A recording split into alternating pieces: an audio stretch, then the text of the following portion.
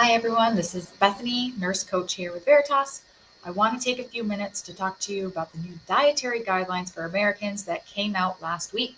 There has been a lot of hype about this on the news, on social media. I've seen people coming out with their own food pyramids, editing it, turning it.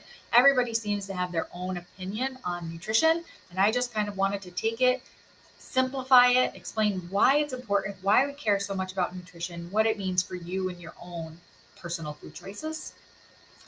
So, I'm going to start by talking about metabolic health. There was a study that came out 3 or 4 years ago, and they found that only 7% of Americans are considered to be metabolically healthy. So, what is metabolic health? It's when our body is taking the foods that we eat properly, digesting, absorbing, utilizing nutrients, no spikes in blood sugar, no high insulin levels, no high blood fat, no inflammation. Our body is just working smooth and proper, and things are going well. So, there are 5 signs of metabolic function. And if you have normal markers of all of these, you're considered metabolically healthy. You have a blood pressure less than 120/80. You have a fasting glucose under 100. Your triglycerides are under 150.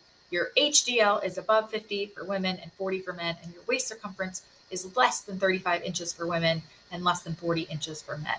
Most of this is done with your annual physical. If you would like your waist circumference measured, you are definitely can ask your provider to do that, or you can do that at home for yourself. I do that with my coaching clients. We can measure your waist circumference because that is an important marker of metabolic health. And if you have 3 or more of these that are in the abnormal range, then you are considered to have metabolic syndrome. And that matters because metabolic syndrome greatly increases risk of heart attacks, strokes, cancer. 3 big words that none of us want for ourselves or our loved ones. So, how do we maximize our metabolic health? How do we heal our metabolic health if we are finding ourselves with abnormalities on those functions that we were just talking about?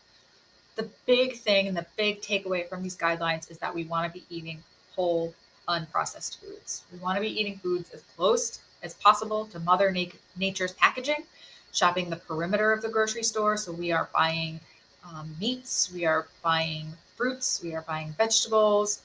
If we choose to consume dairy, we are consuming dairy that is full fat, no added sugar. Full fat because healthy fats are good for us.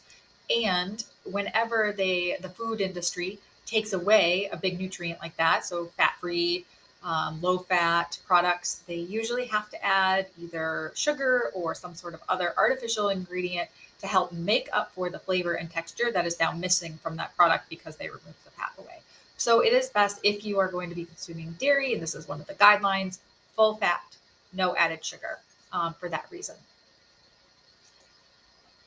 So part of the guidelines is you want to be prioritizing protein at every meal. Protein is super important for just maintaining our muscle mass or growing our muscle mass if that's one of your goals. We tend to lose muscle mass after age 60. It starts to really accelerate, and we have to work really hard to maintain that. And eating protein is one of the foundational things that you need to do to maintain your muscle mass.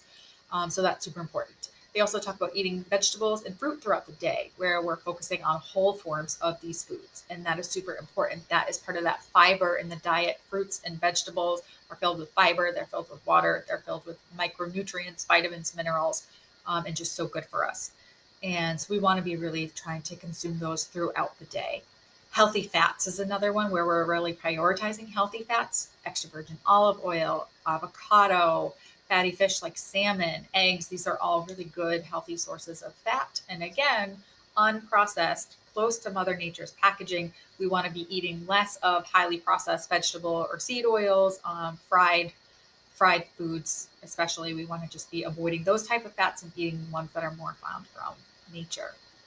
So whole grains, yes, they are still part of the food pyramid, but you'll see they're on the bottom part, which is now the small part of the pyramid. So if we are going to be consuming grains, we want to make sure that they are whole grains. That will help to increase the fiber in these products, and really just limiting the highly processed ones. Think English muffins, bagels, blueberry muffins, like cereals. These are all standard breakfast foods for some of us, but they are considered highly processed foods, and they are just starting off our day with a big spike in our blood sugar and insulin levels, and that contributes to inflammation and those signs of metabolic dysfunction that we were talking about. So in summary, the food pyramid is really telling us that we need to be prioritizing protein, healthy fats, and fiber, and getting our foods from whole sources as close as possible to Mother Nature's packaging as we can get, really limiting the foods that are generally in the middle of the grocery store, the things that comes in boxes, bags, cans in the freezer aisle. Most of those are going to be highly processed foods that we want to be really minimizing, really trying to avoid in order to restore the metabolic health of Americans. Last thing is that you want to be choosing water or some other unsweetened beverages. Really, we don't want to be consuming things like soda or juice, which are very high in sugar and contribute to that high blood sugar spikes and insulin spikes that I was talking about earlier. So choosing water or some other sort of unsweetened beverage and really limiting alcohol consumption. If not eliminating alcohol consumption, will really help with our metabolic health. So I hope that kind of sheds a little bit of light for you on the subject of the new dietary guidelines for Americans. If you would like, you are welcome to book a free discovery session with me. We can really sit down and talk about your own personal nutrition and areas that you might improve, areas that you're struggling with. Just give the office a call and I'd be happy to sit down and talk with you for an hour. All right, that's all for now. Thanks.